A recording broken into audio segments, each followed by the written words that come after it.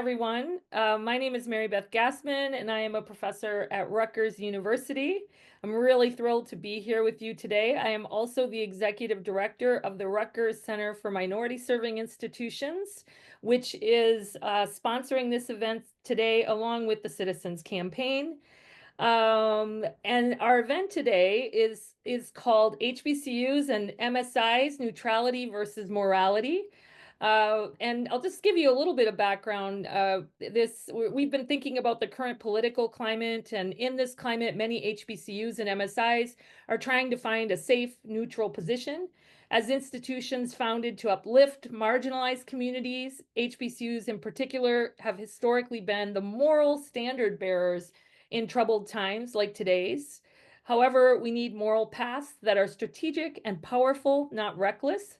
So our speakers are excited to talk to this, and I hope that you will join in and ask lots of questions. So just to get us started, I'm going to introduce the panel and then I'm going to hand it off. But I do want folks to know that we would love to have your questions, so please put them in the Q&A. We don't use the chat for webinars, we use the Q&A, and we will answer as many questions as possible. So our panelists today include John Sylvanus Wilson, who is the former president of Morehouse College and also was the executive director of the White House Initiative on HBCUs during the Obama administration. I'm really excited to have John with us. We also have Vivian Fernandez, who is the senior vice president for human resources and organizational effectiveness at Rutgers University. And we will also get a chance to hear a little bit from Harry Pazicki, who is the founder of the Citizens Campaign, and Michelle Curry, who currently leads the partnerships with historically Black colleges and universities. So I am excited to get us started with this great conversation. So John, I am going to start off with you, and let's hear what you have to say about today's topic. Well, thank you, Mary Beth. I appreciate what you do, and appreciate you for hosting us and shining a spotlight on these issues. As Mary Beth said, we are well aware of what's going on in the world, and this is a conversation that is not going to have an elephant in the room. As if what's going on is not going on. We're at a point now, I think it's like 104, 105 executive orders in, where ICE is grabbing students and former students from on or near our campuses. It's happened at Tufts, Boston College, Columbia, University of Alabama, Brown, Cornell, Minnesota, Georgetown, and a number of other places I have not listed. We're at a point where the federal government is reaching on the campuses and dictating changes to policy and academic structure and even dress during protests. And where tens of millions, hundreds of millions of dollars in science research is being threatened in exchange for compliance with operating campuses the way they are told by the federal government. So, as Mary Beth said, a lot of institutions are trying to insulate themselves by becoming neutral about all this. There's a full neutrality that is beginning to happen. More and more institutions are signing up for that. And some are moderating that by having selective neutrality. That is, they speak on certain issues that are central to the mission or vision or values of the institution.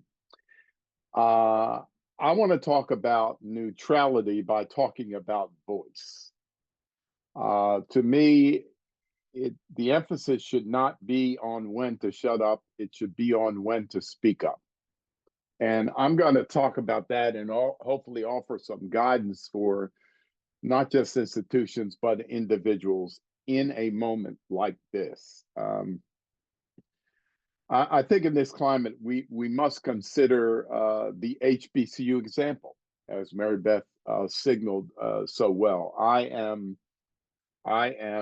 Both my parents were graduates of HBCUs. I attended Morehouse College and later became the Morehouse president, and I represented HBCUs at the White House. Um, so I know the HBCU community very well. I wrote a book about HBCUs called Hope and Healing: Black Colleges and the Future of American Democracy. And notice how I'm tying the campus to the quality of democracy. I'm doing that because that's what HBCUs did. Their emphasis, and this is what I think all of higher education can learn right now, and that is what my book is about.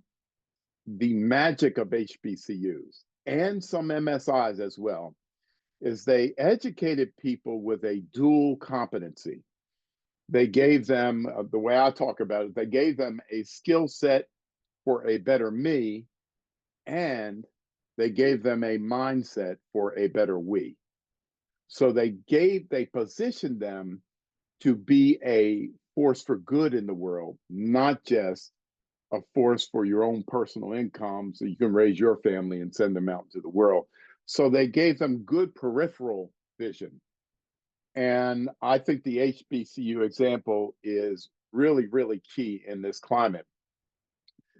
Another element is, I think, in this climate, we must consider the mandate that we all have from John Dewey.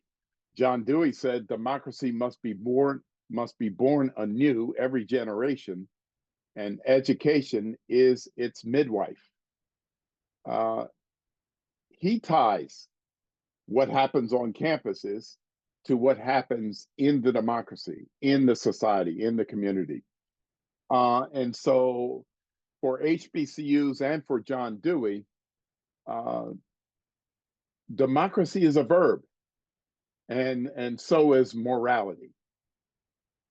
And so a third thing that we must consider in this climate is taking action.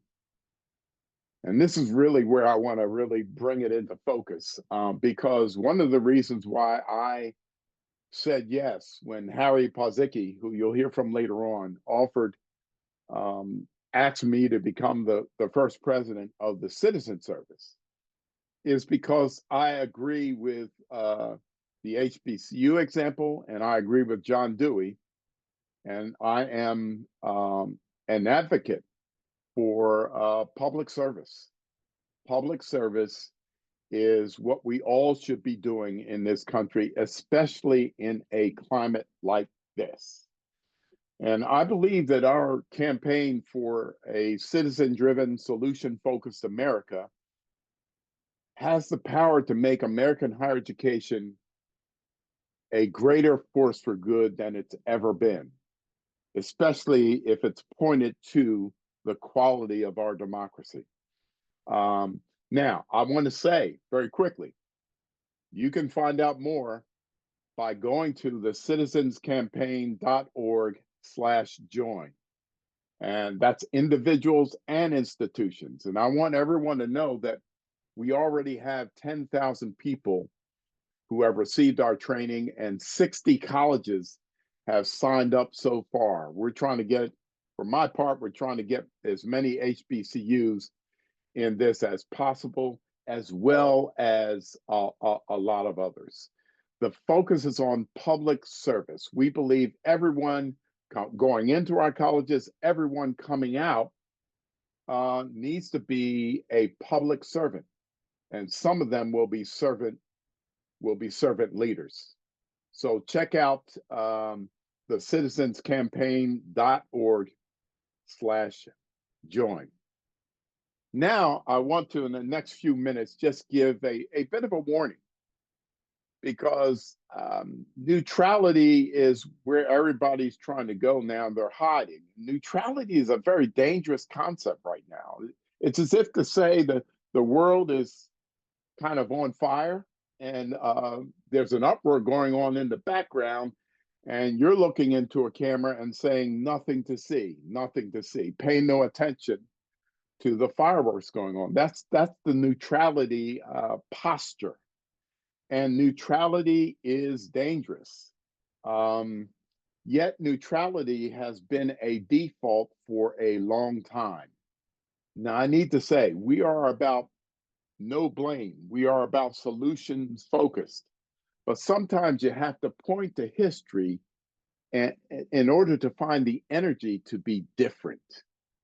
The posture of American higher education for most of its existence has been neutrality, silence in the face of great trauma going on.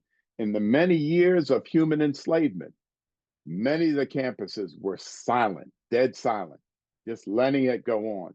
And when Reconstruction went down, there was an effort, 12 years, 1865 to 1877, when the country was trying to get it right, to become America for everyone.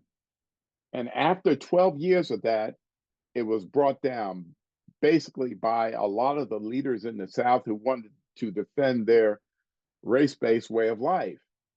And again, higher education was silent when this was going on.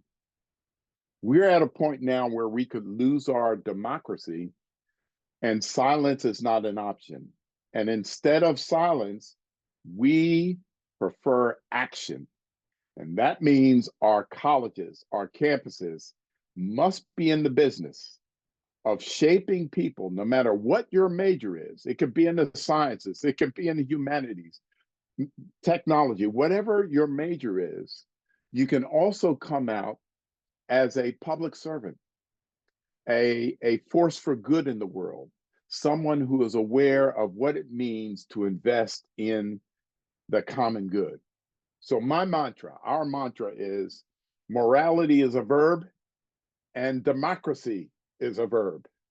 And we ought to be educating, all of higher education ought to be educating people with a great skill set, sure, because you pay a lot of money to go to college and you want to come out and be a productive citizen, a productive individual in the world. But you also want to have not just a skill set, but a mindset.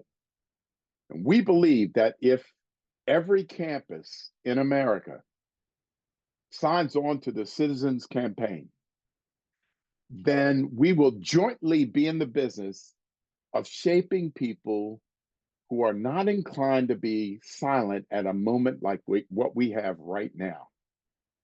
That's what's going on right now. We need people to step up and become agents for democracy, agents for public service. And that's my plea to everyone on this webinar right now. Now, I just have a couple minutes left, so let me wrap up. Let me wrap up with by saying this. At the end of my book, there is a recommendation in the 10th chapter about the kind of mindset we ought to have coming out of our campuses. And there's three mindsets. I'm just going to end with just emphasizing one of them. There's a destination mindset. It's a concept that comes from W.E.B. Du Bois. There's a concept called string shooters. That's a mindset. And that's a delightful thing that I wrap the whole book around. You go get the book, Hope and Healing, Black Colleges in the Future of American Democracy. But the main mindset that I end with is a second day mindset. I was privileged to go to Morehouse College, and whatever happened on that campus, I was awakened to my purpose in life.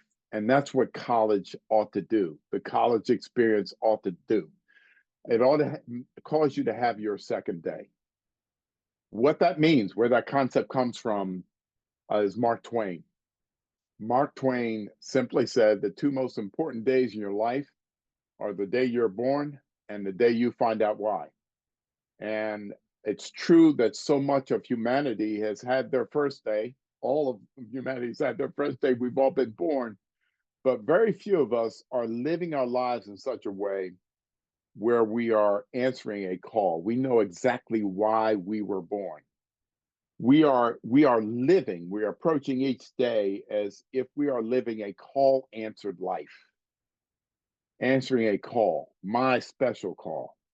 Um, I knew I was going to be an educator and I knew I was going to be a college president, and I sensed I was going to be president of Morehouse while I was a student at Morehouse. And that's exactly what happened, because I had my second day.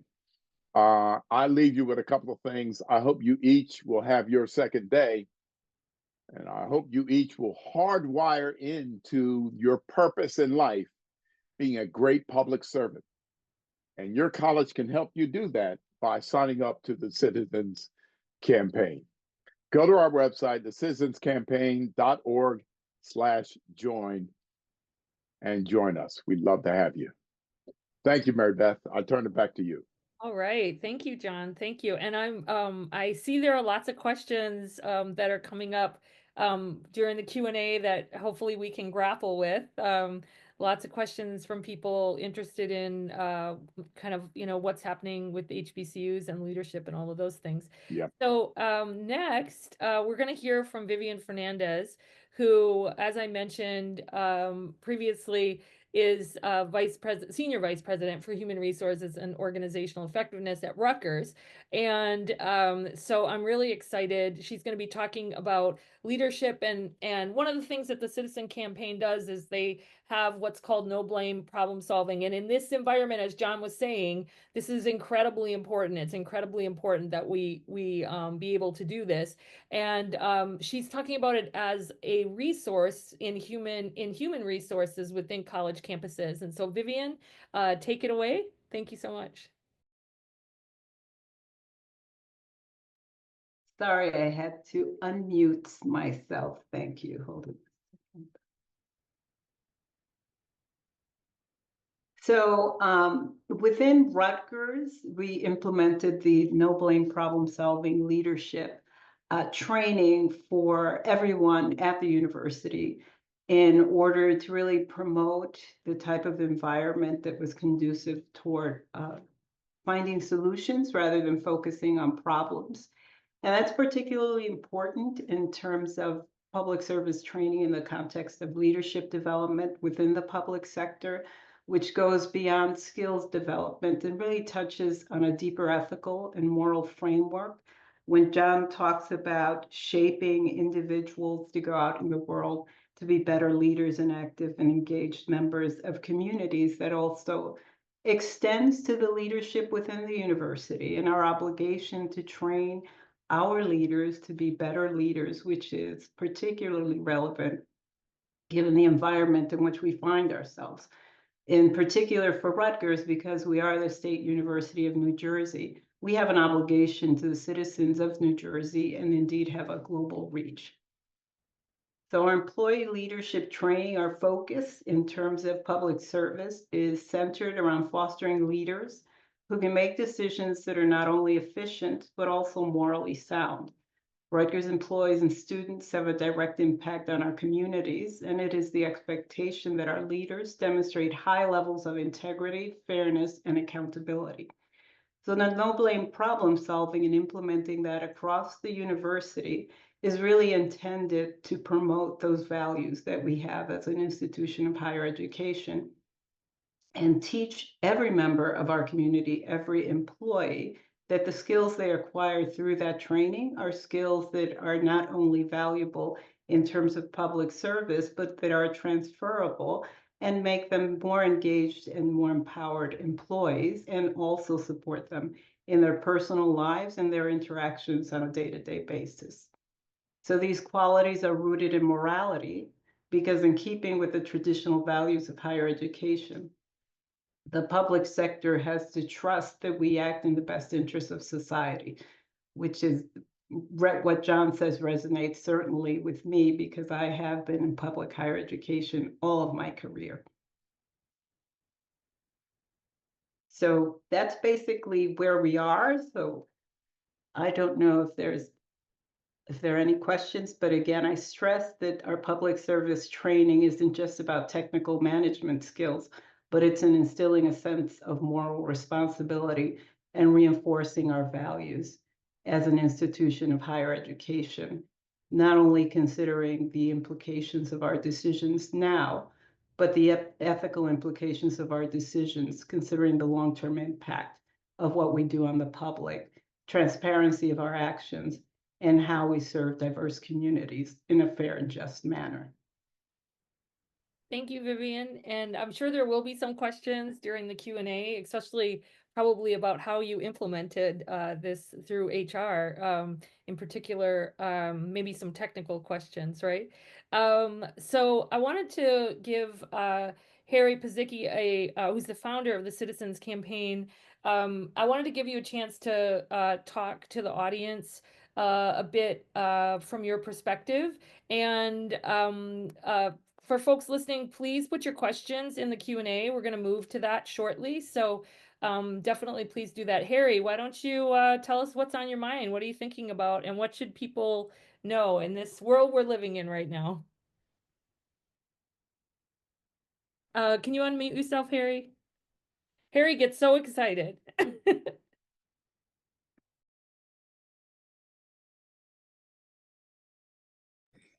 We good? All right. Thank you, Marybeth, and honored to be here with all of you, especially with John and Vivian. I'm with Michelle all the time. Just some essential elements to kind of season both what John and Vivian have offered. One is that all of our training tools and support are free to HBCUs, a minority serving institution. Let me say that again, free, no expense. Virtually no administrative uptake, because this is all available through a web link that will give you access to the courses, all the data on registration, student evaluation, etc. And we'll give you the automatic issuance of a certificate if you like from your own school, if you have a continuing ed site. If you don't, Rutgers has graciously offered to have their certificate course available. So that's basically some of the key points. I wanted to say a few last things because I know there are a lot of questions and we should get to them. The goal that we have for this training, this public service leadership training in pragmatic problem solving, is culture change. And we're looking for a campus culture of service and mutual respect that has a problem-solving attitude about the challenges that come to it rather than a complaint attitude, that teaches its students that they not only have the power of the vote and the power of the protest, but they have the power to be problem solvers, to be civic leaders without ever having to run for office or get involved in conventional politics. Lastly, the training is in public service, which is, in this politically volatile world, a very politically strategic posture for a university. One can attack any type of civics training by just putting one's own stamp of what it's grooming people for. But public service training in non-ideological problem solving is something that is virtually non-assailable. So as John has said in the beginning, we got a choice between neutrality and morality, but we want a moral path that's not a reckless path. And this training in public service provides that kind of strength and a good campus culture. It can be offered in freshman orientation, and anyone who's interested will brief you on that. Very easy, several different ways to insert it. And it can be offered in HR offerings, as Vivian has done, to the employee base, especially the support employees. They can benefit from a college certificate. Vivian sent one email out to the Rutgers employees, and in the first week had over 700 registrants. So just a little bit of background on the mechanics, and thank you for your attention. Thank you so much, Harry. I really appreciate that. And I always love all your enthusiasm. Michelle, I know you wanted to say something because in your role, you partner with HBCUs. And then once we hear from Michelle, I'm going to open it up for questions. We got a whole bunch ready to go. So Michelle, take us home. Well, first, I would like to say thank you to Marybeth, Vivian, and John. Again, I see Harry every day. For not just being who you are and doing what you do every day, but for literally getting understanding the value of what we do here at the Citizens Campaign and what the potential is for us to literally begin to change democracy and make our places and our spaces better. So here at the Citizens Campaign, I am the person who works with the HBCUs, MSIs, as well as school districts, because we are in some of the also high school districts, in partnerships and getting our resources and tools and trainings up in your HR departments, as well as offered through your freshman orientations or college readiness courses, or however we can get it out to the masses of your students, your employees, and the community surrounding. So again, thank you, thank you, thank you. I am available here to support you, whatever it is that you need. And let's get to the questions and the answers. Thanks. All right, thank you. And I also just wanted to say I was contacted a while back by the Citizens Campaign and asked if we would partner with them. I think that this work is incredibly important. I think it is so important that our citizenry is educated, is informed, knows how to talk to each other. This is really important within the HBCU and MSI community as well. We want people to have an impact with their voices. And so I said, absolutely yes. And that's one of the reasons why we're having this today. And I'm glad we're going to talk about some tough issues as well. So, John, I think this might be directed toward you. I'm going to start off with a question. Does neutrality equal silence and surrender of our missions as higher education institutions? And you can link that to HBCUs or MSIs or college and universities in general. What are your thoughts? And anybody else can answer too, but John, it was while you were talking. So does neutrality equal silence and surrender of our missions? Well, first, let me say, I know it's provocative to juxtapose neutrality and morality. That's not instinctive for everyone. But if there ever was a time to pair those two or juxtapose them, contrast them, it's now. We're in this moment. And I did not casually bring up human enslavement or the end of Reconstruction, because those were blows to the democracy. They undermine the idea, the potential of democracy.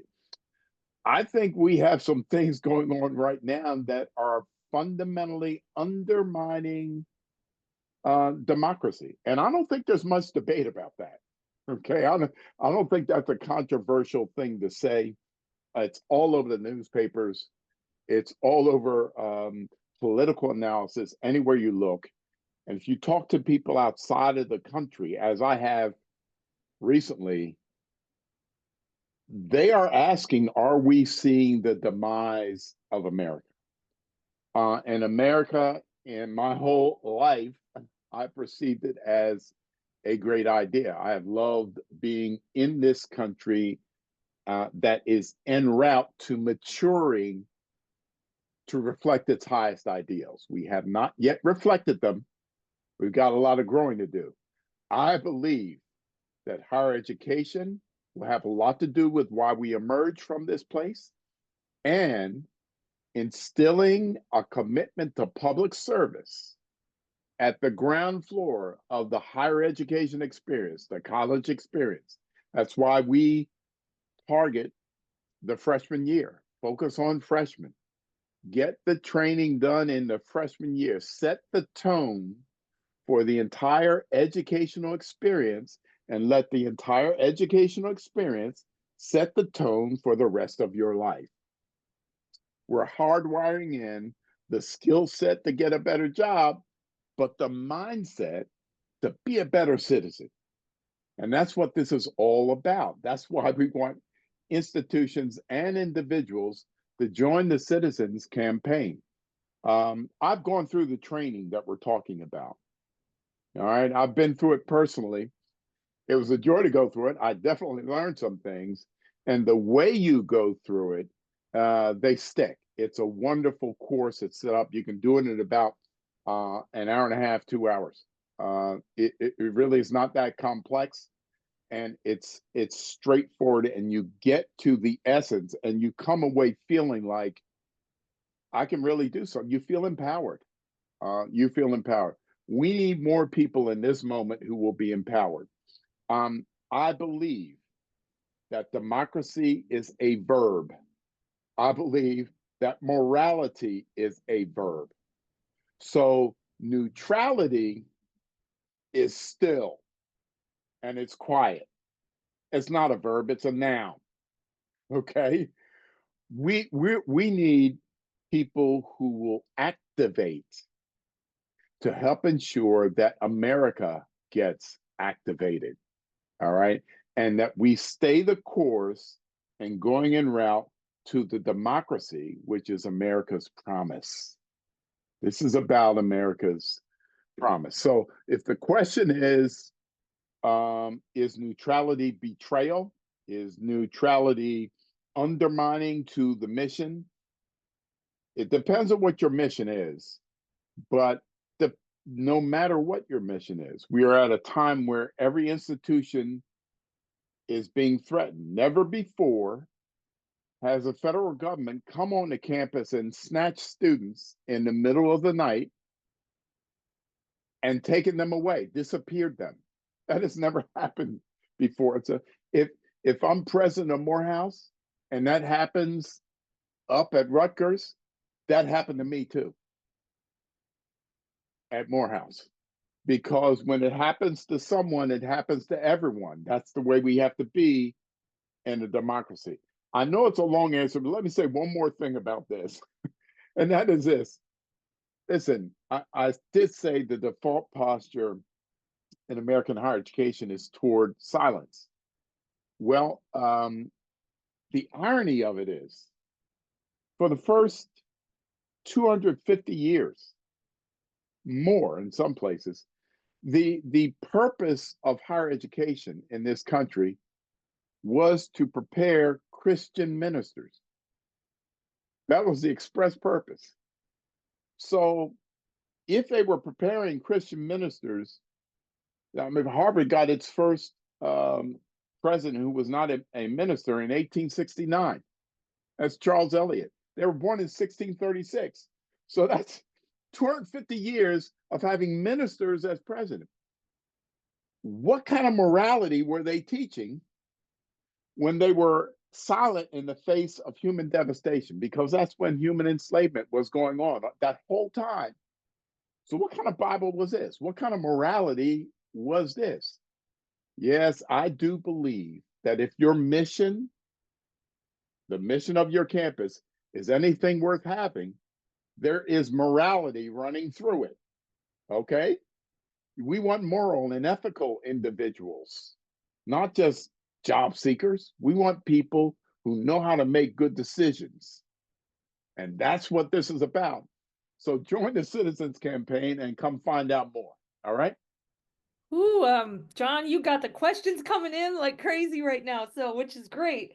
And I really appreciate those things that you're saying. And I'm just in thinking about it myself, I've been, when people have asked me, I've been saying things like, so I'm a historian, right? And I remember being in these history classes and all these atrocities that have happened, right? You've got slavery, you have Jim Crow, you have what happened during the civil rights movement, you have the Holocaust, right? Japanese internment, all of these things. And so many of us, we've said this. We've said, if I had been alive then, I would have spoken up, right? And so I've said to people, you are alive now. You are alive now. And if you care about our country, if you care about democracy, regardless of your political affiliation, I think you can care about democracy in our country and humanity, right? So so I hear you. I'm going to ask some more questions, and if you want to, John, some of these are directed to you, but if anyone else wants to answer, just put your hand up. So here's a good one. In politically restrictive states like North Carolina, where neutrality and DEI policies have impacted public universities, how can we act on these moral commitments to democracy? So raise your hand if you want to answer that. John, you want to start? Oh, Harry, Yeah. I'll let Harry go first. Okay, Harry, go first. Unmute, Harry.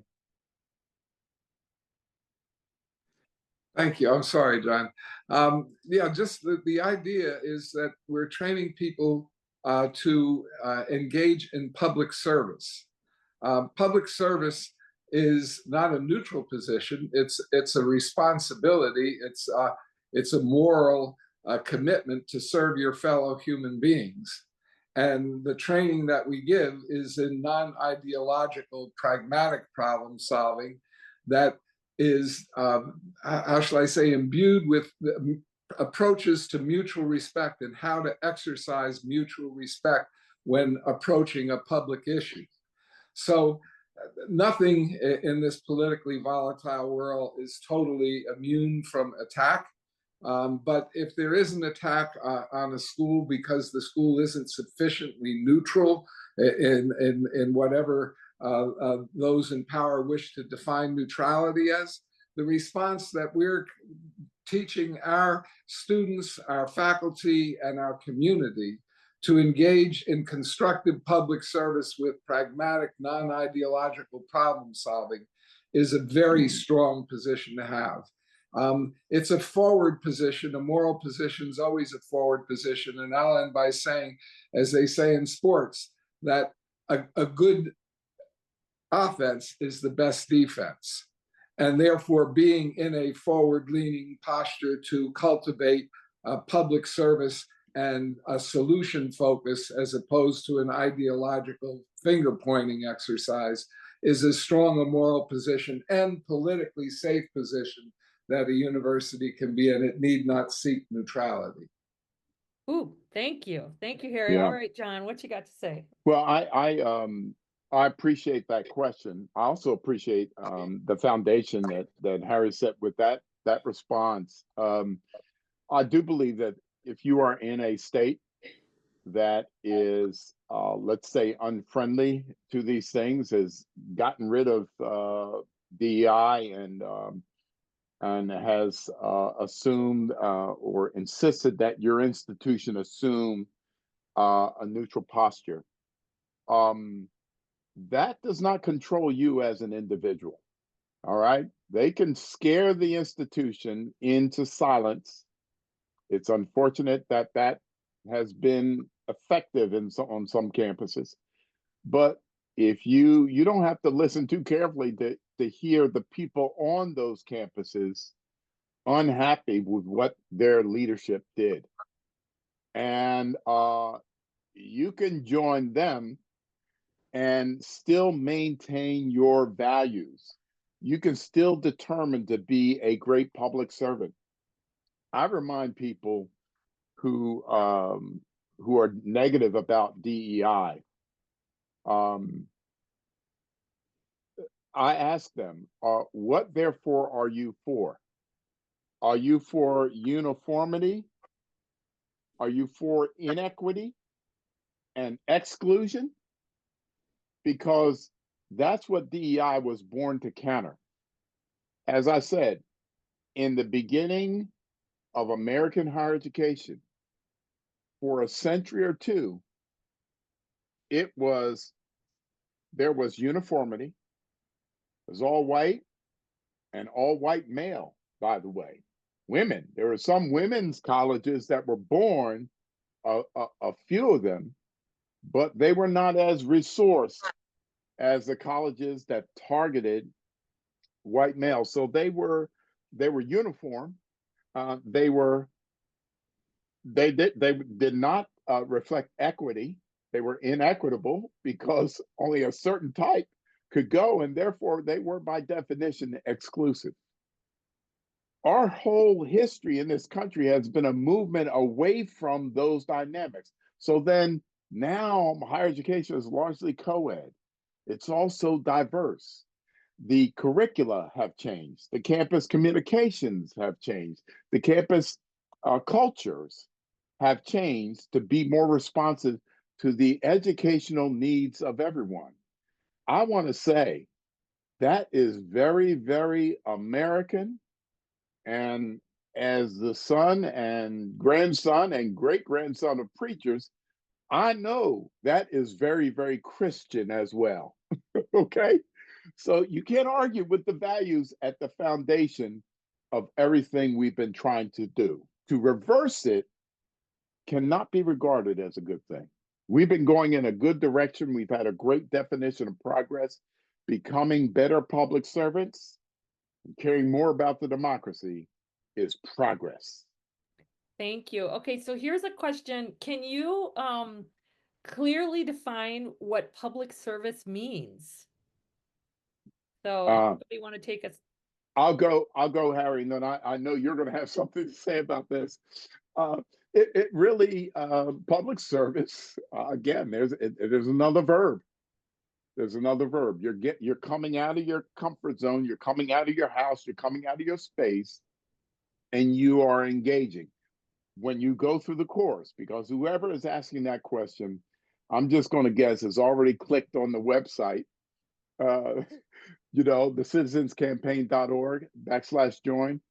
And you're going to learn a lot more when you go there. But I just want you to understand that it's going to give you whatever you need, sort of the tools and the resources. As you go through the course, there's emphasis on the tools and the resources that activate this. So you're coming out, you're engaging, you're going into, you're trying to understand what your local policies are toward X, Y, or Z, and you're figuring out how to become active, how to have a voice. It's not to say that everyone who goes through this is going to become a politician per se, but you will be able to hold politicians accountable because they are representing you. A lot of people don't even know who their representatives are. Wouldn't know how to pick up the phone to ask them a question. Well, this is the kind of training that can teach you those things. So becoming a better public servant is simply engaging with the community, locally, regionally, sometimes even nationally. Let me end by saying this. I believe, just to activate this thing, I believe that a lot of people have been out and there have been protests. I understand this Saturday there's a national call for a lot of protests activated. And I believe, just based on experience dating back to the 60s, that when the spring and the summer come and the weather's nicer, a lot more people are going to be coming out. We strongly recommend that you keep a positive voice when you're out. This is not about villainizing anyone or blaming. It's better to say what we're for than what we're against. But I believe a disproportionately high number of those who get out and are not violent or destructive or anything like that, but are just engaging and exercising their citizenship, those are the public servants we're looking for. Those are the kinds of people who will stay engaged and make this country come true for everybody. Thank you. Harry, do you want to say anything? You have to unmute yourself. Stay unmuted, Harry. No, I have to, I muted him the last time. I just get caught up in John's remarks. It's inspiring. I thank you, John. Now, I don't have much to add. Maybe a bit of the more technical aspects of our training. As John points out, we train people to serve the community, serve the democracy. You either serve the king or we serve each other in the democracy. And our training teaches people how to approach public problems with a no blame, pragmatic solution focus to the benefit of the entire community. And I think one thing that needs to be said is that historically, our role as citizens has been to vote and pay our taxes. We now, because of new laws and technology, and this is what you'll learn in the training, have the ability to make substantive contributions to the decision-making of local government all the way up to Washington, and to do it within the context of our day-to-day lives without running for office. So public service in the moral sense is serving each other. There is no opportunity to find equality unless we respect each other and serve each other in a democracy. In the practical sense, We have 5 roles of service that we can train for within the training that's offered, an hour and a half online. It can be broken down into 10-minute videos that will give people the ability to serve without having to get into the crazy finger pointing back and forth of today's politics, and yet really exercise strong leadership and cultural change. So that's what public service is from where we're sitting. Thank you. All right, so here's a question. It's kind of complex. Just going to ask it. We keep talking about not being ideological in a time when ideology is attacking morality. Is it ideological to defend morals and values? Where is the line? For example, if we believe that supporting students in poverty in a way that's different than supporting wealthy families, is that moral or is that ideological? Anybody want to answer? I'll give it a real quickie, just from the actual contents of our training. All right. Look, nothing is purely ideological. If it comes out of a human being and an idea, it's ideological.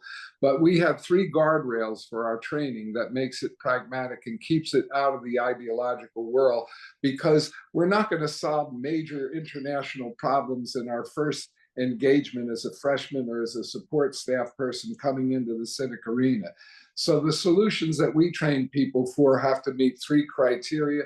They have to be based on evidence of success in whole or in part of a solution that's working in a similar town. This is all local problem solving. Again, we're not taking people into the NFL right out of kindergarten. We're going to start with the Pop Warner leagues. Secondly, the solution has to be budget neutral or better, preferably save money. We're not asking people to begin their public service in the tax and spend battle. And lastly, the solution has to benefit the broader community. It can't be just a single interest solution. And I would add that anything that advances social justice advances the broader community. So that's how we define non-ideological pragmatism. Thank you. John, And personally, I wouldn't worry about the labels. I wouldn't, if somebody calls you ideological because you feed the poor, then that's their issue. You let them get hung up in those. The key is the outcome. The outcome is good, and you can't feel critiqued or some way self-conscious because you're doing good in society and in the world. Doing good is good, and it's moral. It's deeply moral, and it is another verb. It's doing. Okay, it's doing. We are all about verbs today. Vivian, I'm curious as to, have you gotten any feedback from people at Rutgers who have participated in the training, and anything with regard to what they might be doing as a result of it?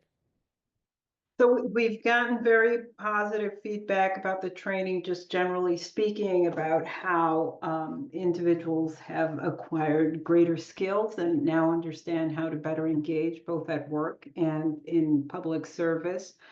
But then we as a team, it's interesting because when we initially rolled out this training back at the beginning of the fall, the thought was that we would use these skill sets are actually skill sets that complement and are necessary for you to be an effective leader within higher education, or just an effective leader within your personal role at the university and your ability to bring about change through no blame problem solving and pragmatic solutions. But now we've actually regrouped, given where we are at this point in time and in this environment. And we wonder what the responsiveness would be. Again, we sent out just the one email and then started planning on how we can build upon our leadership competencies and also our high impact leadership programs for high potential employees. And then how we could actually bring people together to have these conversations about how to utilize this skill set. Now that we very much feel that higher education is under attack, and so many of the programs that we have to support the underserved, whether it's underserved students or underserved patients, the research that we do, how all this is impacting individual lives.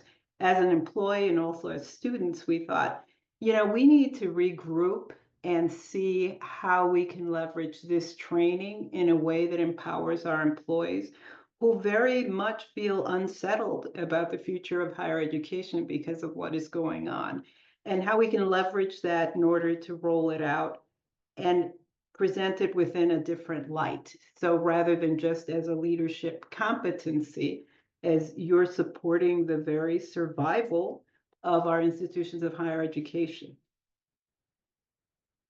Thank you. Thank you so much. Okay, so here's another question that came up. John, I think this might be directed to you. So do you see HBCUs and minority serving institutions more generally leading the broader higher education system in centering civic engagement and socially responsible leadership through research, programming, or trainings, or is it a combination of all of these? Oh, I think it's a combination. But just to zero in on the leadership portion of that question,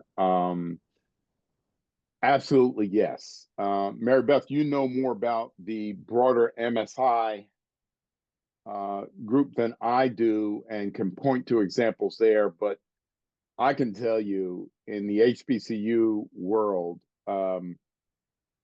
again, these institutions deliberately and aggressively in the middle of the last century went on a mission to deliberately create the foot soldiers and generals of a civil rights movement that that harvested in the 1960s.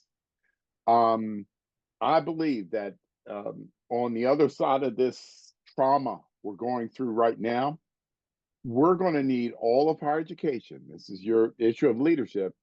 All of higher education to do a version of what HBCUs did in the last century. And HBCU, the HBCU model is what I wanted to capture. The how they did that is in my book. Now, I'm not trying to sell books, but if you ask me a question that I know is answered in my book, then I'm going to say read the book because that is how leadership happens. One other thing I'll say about that, because I do think it's about shaping good people. And that's why I think the citizens campaign on your campus can give you a better chance at shaping good people. I just attended the AGB, Association of Governing Boards conference the last couple of days, just got back last night. And it was all about this. The title of that conference might as well have been Neutrality versus Morality, because that's what just about every presentation was about. And they're trying to figure out how to be. I ran into Ron Matthews, who's president of Eastern College. And I asked him a question that I asked every HBCU president when I went on the campus, anybody in higher education. I asked, who are the most significant graduates from your institution? And some people answer with the entertainers, the athletes, actresses and all that kind of thing. Ron Matthews from Eastern College in Pennsylvania said, Brian Stevenson, Tony Campolo, Johnson Wilson Hargrave up at Yale, the Public Service Center, and a younger graduate named Shane Claiborne, who's doing activism in Philadelphia. I don't know if Eastern College has the Citizens Campaign on it. I don't know if they're a member yet. I'll check the list. But I have a very good feeling they will want to be, because everything they're doing now, if he can brag about those four people and none of them are in the NFL or Major League Baseball or on TV and movies, they're all doing good in the world, public servants, then that's what we're talking about. So that's how you activate this thing. Great, thank you. Okay, so I've got one last question, and I think it's a good one, and I'm not sure who wants to answer, but so for HBCUs and MSIs with large numbers of transfer students, would you suggest that would you encourage faculty to integrate the citizenship training into a capstone course, whether and should that be a general education or major capstone how would that continue emphasizing democracy as a verb as opposed to a noun? So that's a good question, because if they have transfer students, they wouldn't get it in the freshman and sophomore years, right? So, Yeah. so what do you think? Wow, already this is stimulating great ideas. I mean, I mean, thank you for that. Thank you for that suggestion.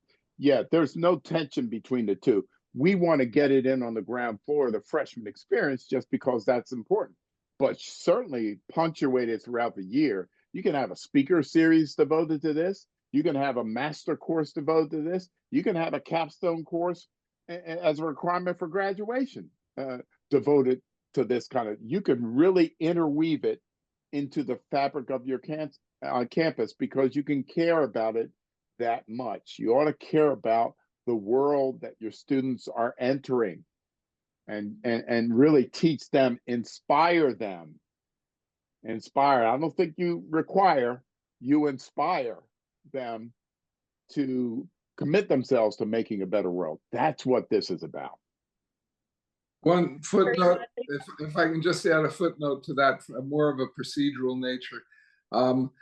The opportunity for this kind of training to it be incorporated in various aspects of the university, including even the service sororities and fraternities, who have youth leadership projects that we sponsor. But we do need to face the time that we are in a period which requires a fierce urgency about cultural change, and therefore the entry level with us is either freshman orientation, can be assigned as a 1 hour viewing as part of the program, or there are project-centered options that go further, and support staff training through HR. If the professors want it, fine, but support staff benefit from a college certificate. That gets us the numbers that begin to create the culture of service on campus, onto which we can overlay capstone and fraternities and sororities, student government, and a whole host of other applications. Mm-hmm. All right. So a couple things that I'm going to kind of close us out. But I want to read one of the comments, because I think it just is an interesting way to leave us like thinking. Okay. So before I do that, I want to say thank you so much to the Citizens Campaign. Thank you to John and Harry and Vivian and Michelle for being here with us today, and also our staff at the Center for MSIs for always doing their very best. So I appreciate so much this conversation. So I just want to read this one comment, and it says, for us just to leave thinking about this, how does one how does one assess risk in determining strategic versus reckless? If I speak up, I take a risk for me and my institution, but we are seeing an aggressive response today that punishes universities and the economic well-being of employees nearly immediately, and the freedom of students. So that is why it is so important, right, to speak up, to be informed citizens, to take our service as members of the public so seriously. And I just kind of wanted to read that, because I think it's a really interesting, thought to kind of end on. And like I said, thank you so much for everyone today. Really enjoyed engaging you. And thank you so much to all the participants as well. We appreciate you spending an hour with us. Take care, everybody.